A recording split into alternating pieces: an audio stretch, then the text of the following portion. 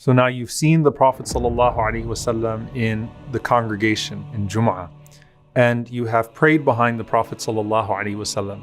And now you're wanting to sit in a gathering with him ﷺ and observe him in the midst of that gathering.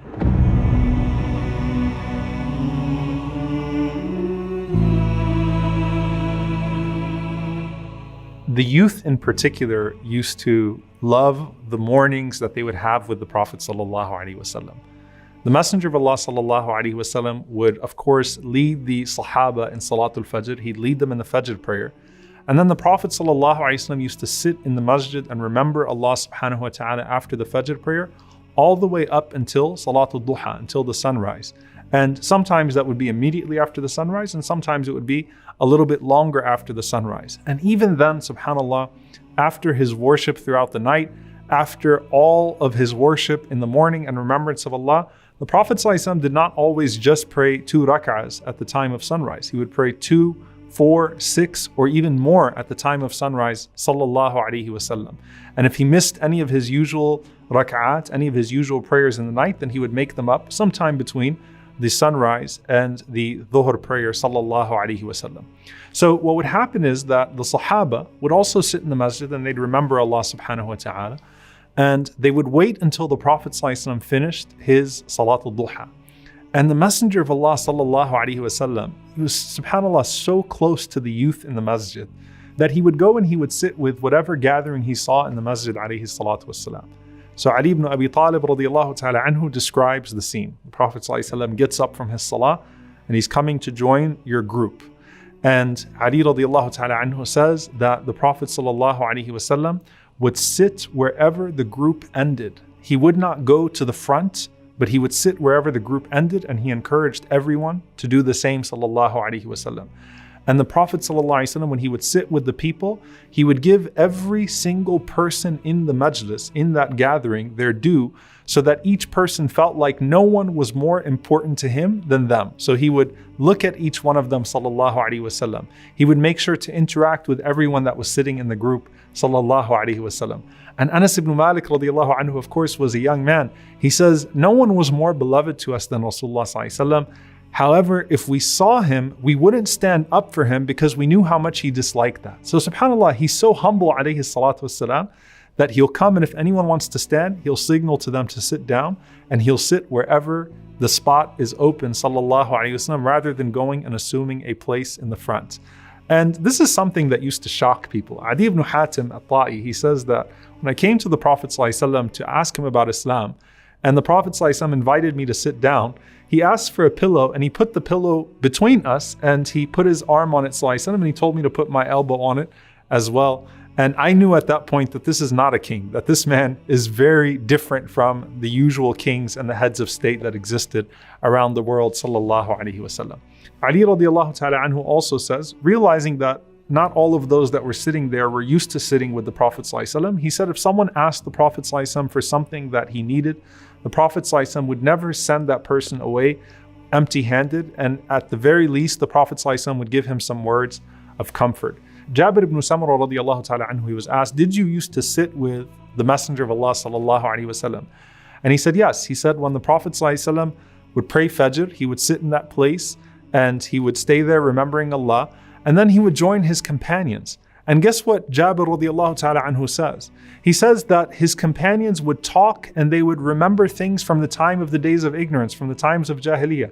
And they would recite poetry and they would laugh. And the Prophet sallallahu alaihi wasallam would smile with us alayhi salatu wasalam. And the Prophet sallallahu alaihi wasallam used to just sit there in silence and in dhikr. Of course, we know that the Prophet sallallahu alaihi wasallam would recite in any gathering istighfar at least 70 times alayhi salatu wasalam. Sitting there, smiling, looking on at the people, not taking over the conversation, sallallahu alaihi wasallam. There was once a man who recited up to 100 lines from the poetry of Umayyah ibn Abi Salt, and the Prophet sallallahu alaihi wasallam let him do so. And this is something that might be surprising to us when we read about the Prophet sallallahu alaihi wasallam and the companions the way that we do. Ibn Sirin rahimahullah ta'ala, he was once asked, did the companions actually used to have fun? Did they ever have moments of laughter and moments of joking and human moments? And what did he respond? He said, مَا كَانُوا إِلَّا كَالنَّاسِ. He said, they were not but people. He said, even Ibn Umar radiallahu ta'ala anhu, كَانَ يَمْزَحُ وَيُنْشِدُ الشِّعْرِ. Ibn Umar radiallahu ta'ala anhu used to make jokes, and he used to compose lines of poetry. So it wasn't just halaqat of remembrance of Allah subhanahu wa ta'ala, though the Prophet ﷺ never sat in a halaqa or in a gathering without any remembrance of Allah. And if there was anything that was sinful, sallallahu alaihi wasallam, he would not approve or be there, alayhi salatu wasalam. Then you see some of these young companions narrate, and they used to love for the Prophet ﷺ to participate. Zayd ibn Thabit radiallahu ta'ala anhu says, كنا مع رسول الله صلى الله عليه وسلم. We were with the Prophet sallallahu alaihi wasallam. إذا ذكرنا الدنيا ذكرها معنا. When we spoke about worldly things, the Prophet ﷺ spoke about worldly things. وإذا ذكرنا الآخرة, and when we spoke about the hereafter, ذكرها معنا. The Prophet ﷺ spoke about the hereafter as well. وإذا ذكرنا الطعام, and when we talked about food, ذكره معنا. The Prophet ﷺ talked about food as well. But what would he do, alayhi salatu wasalam? He would say beneficial things about worldly things. He would talk about food, sallallahu alaihi wasallam, not in the way of, what's the best restaurant that's out there, or where do you want to go and get your next goat from. Prophet sallallahu alaihi wasallam would talk about beneficial things in regards to eating, beneficial regimens that people should have, and some things that they should try, and some of his favorite foods, sallallahu alaihi wasallam. So he brought a beneficial element, even when he talked about dunya, or when he talked about matters regarding food. And one of the most famous ahadith we have of the Prophet ﷺ with the youth came in one of these gatherings, when Ibn Mas'ud radiallahu ta'ala anhu says that some of us young men were sitting in the masjid and we were talking about how we wanted to get married. Yes, young Sahaba talking about marriage, not just akhirah. And the Prophet ﷺ said, Ya ma'ashar al-shabab, man istata'a minkum al-ba'a falyatazawwaj. O young men, whoever amongst you can afford to get married, then do so, and whoever cannot, then let them fast, and that will be a shield for them. The Prophet ﷺ also used to ask the Sahaba in these gatherings, he used to say, did anyone have a dream that they had last night that they can share with us? A good dream, because the Prophet ﷺ said, when you have your bad dreams, don't share them, just seek refuge in Allah subhanahu wa ta'ala, and it won't harm you. So you wanted to have a dream to share with the Prophet ﷺ because you wanted to have that conversation with the Prophet ﷺ in the gathering. And Abdullah ibn Umar radiallahu ta'ala anhuma, he said, I even made dua to Allah subhanahu wa ta'ala, oh Allah, if you know of any good in me, then let me see a good dream that I can share with the Prophet sallallahu alaihi wasallam, so that I can have that conversation with him sallallahu alaihi wasallam.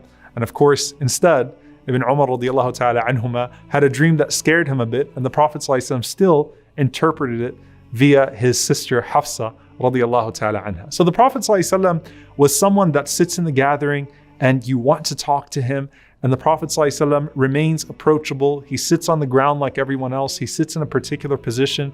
He doesn't ruin the conversation. Everyone is constantly mindful of his presence, and they want to hear him, sallallahu alaihi wasallam. But the Prophet ﷺ makes it a point to include everyone in those small after Fajr gatherings, sallallahu alaihi wasallam. And the scene was, by the way, that you could see the Prophet ﷺ laying down in the masjid with one leg over the other. You could see him reclining on a cushion, sallallahu alaihi wasallam. You saw him in his most human form, alayhi salatu wasalam, yet always bringing a blessed presence.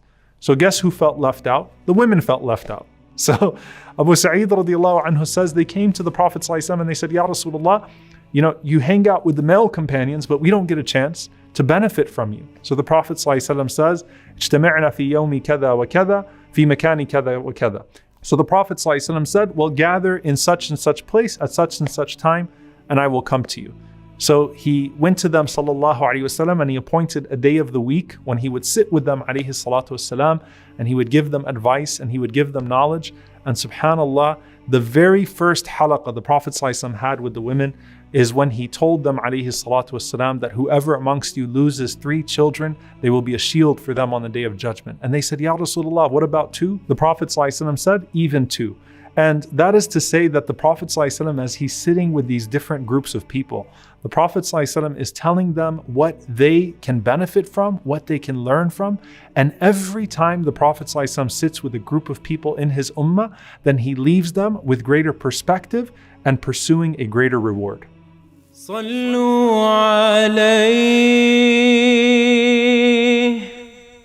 صلوا عليه صلى الله عليه وسلم